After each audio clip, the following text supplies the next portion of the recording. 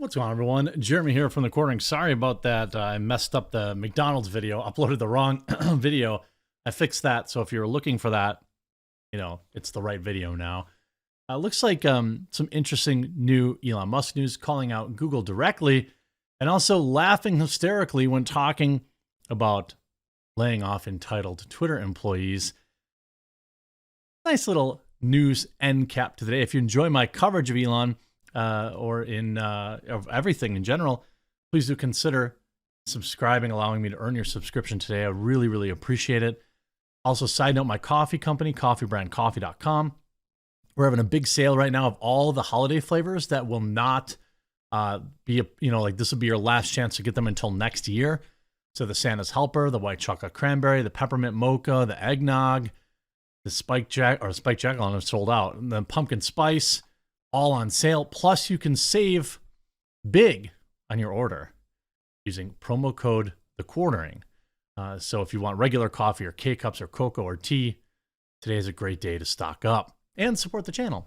Now, Elon Musk goes in on big tech censorship. Google frequently makes, quote, Google frequently makes links disappear.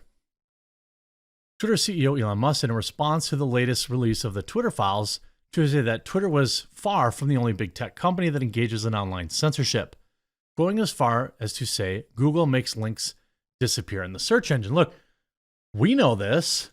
We know that on YouTube they do. That's why I'm always begging you guys for subscriptions and asking you to leave likes on the videos.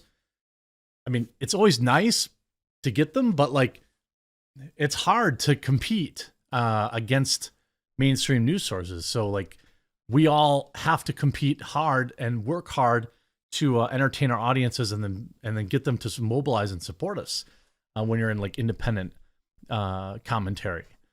Musk, who made the remarks in response to a tweet from left-wing journalist Glenn Greenwald, wrote, quote, "For the crime of reporting that U.S. security state agencies are heavily involved in big tech censorship regime and for confessing that he found this deeply disturbing, liberals have spent a full week saying that Matt Taibbi has mental health problems and needs therapy."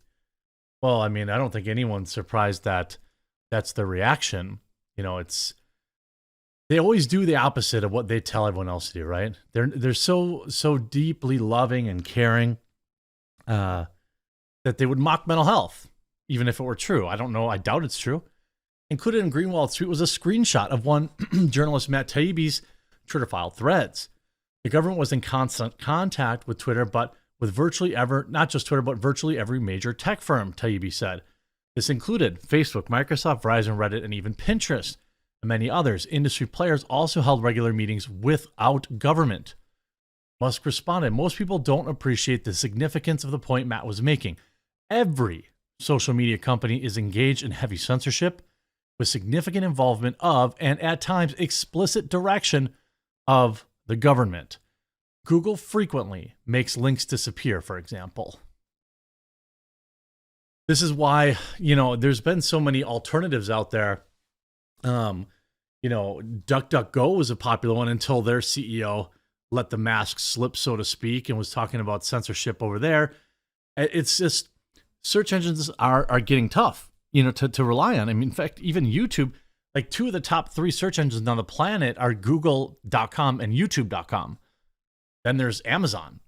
So unless you're selling a product, it's hard to actually get around this level of censorship. We actually need an alternative to DuckDuckGo, don't we? Let me know in the comment section down below what you're using. When Dems controlled both the House and Congress, and both houses of Congress and the White House and executive branch, they repeatedly summoned big tech CEOs and openly and explicitly threatened them that if they didn't censor more, you will be punished. Greenwald responded. Musk agreed, writing, "Exactly." Taibbi said that the State Department, Department of Defense, and the Central Intelligence Agency were also involved in contacting the platform about potential foreign propaganda on the platform. The email referred to a Twitter employee whose name was redacted and said that people from the employee's former employer, which a Twitter executive acknowledged meant the CIA, were specifically inquiring about the invitation. We all know, as you know, ex-FBI lawyer Jim Baker, who was also involved in a lot of controversies surrounding his involvement in different investigations into the former President Donald Trump, thought that the FBI's actions were strange. Odd that they're searching for violations of our policies, Baker said in an email. Is it odd, though? Is it? And here's a little bit of, the left being outraged. Elon Musk laughed when asked about Twitter layoffs and said that a focus on working hard was not Twitter's prior culture before he took over. Adoy? Do people still adoy? Do people still do that? Probably not. No kidding. Look at all that's changed in how long has he owned Twitter? Like a month or two? I'm already uploading 10-minute or full-length videos to Twitter. How hard was that to roll out? For years, the edit button. It took them 20 million years to roll out that edit button.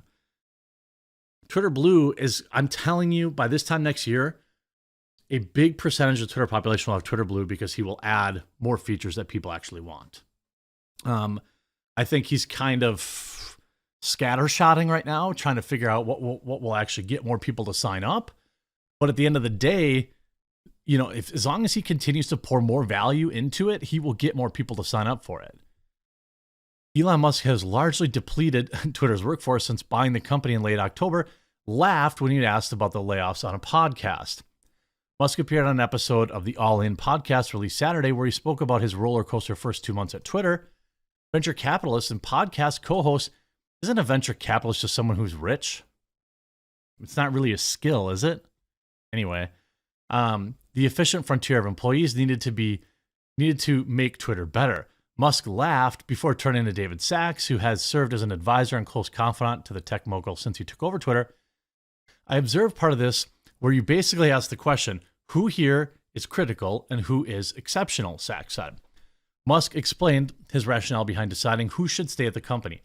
Anyone who is exceptional at what they do, where their role is critical and they have a positive effect on others, they are trusted, meaning they put the company's interest before their own, should stay. Pretty reasonable request, right? He noted that staff also needed to be up for working hard and that wasn't part of Twitter's prior working culture. Well, I think we all saw that when we saw the TikTok videos and this and that of, this is where we get our wine at work and we're going to have our fourth latte of the day at the Twitter funded, bar or whatever the case was. Musk said on Saturday's All In podcast that Twitter still had around 2,000 staff left, a huge drop compared to more than 7,500 full-time employees it had at the end of 2021. Isn't that crazy? The dude fired 5,500 people and nothing changed. Website hasn't gone down. In fact, new features have been added. Literally, what were these people doing? Musk said that Twitter also had close to 5,000 contractors who he said were responsible for almost all of the site's trust and safety work. Musk also spoke more generally about his time at the helm of Twitter, saying that it had highs and lows to say the least, but the site seems to be going in a good direction. Since taking charge of the company, Musk has changed some of the site's features, introducing tweet view counts, which didn't go over well, adding blue verification ticks to the list of benefits for Twitter Blue subscribers. He also reinstated some suspended accounts, such as former President Donald Trump, and announced sweeping changes to Twitter's content moderation policies, causing some companies to stop running ads on the site. Of course, they're going to come back. This is just a no-brainer. Of course they come back. If they were making money, if they're making money, they're going to run ads. That's just a fact.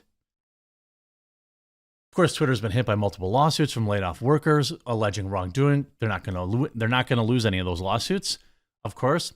One of the first things I said after the acquisition closed was we're going to make a bunch of mistakes, but then we're going to recover from them quickly. And that's what we've done, and I think we've generally succeeded in recovering from them quickly, Musk said on the All In podcast. Musk also defended his decision to temporarily suspend the accounts of a number of journalists. Musk has implied that these journalists were suspended for doxing, with some of them reporting on Twitter's suspension of Elon Jet as an account used publicly available information to track his jet's whereabouts. No, it did not use it used publicly available information, but then it also used not publicly available information to get to its conclusion. I think the journalist suspensions were not a mistake, Musk said. For some reason, a bunch of journalists thought that they we're better than regular, everyday, everyone else, and that if they engage in doxing and break the rules in various ways, they're not subject to suspension, even though your citizen is. And I think that's just messed up. I think he was just sending a message there, and one that I 110% support. If you enjoyed the video, please make sure you leave a like on it. If you get a chance, open a new tab, head on over to coffeebrandcoffee.com. Make sure you get some of our seasonal flavors before they're gone, or pick up some of our non-flavored stuff or some of our tea or cocoa. All of our reviews continue to go up. We're now over 3,000 5-star reviews, so it's pretty good. I hope you enjoyed this video. We'll talk to you again real soon.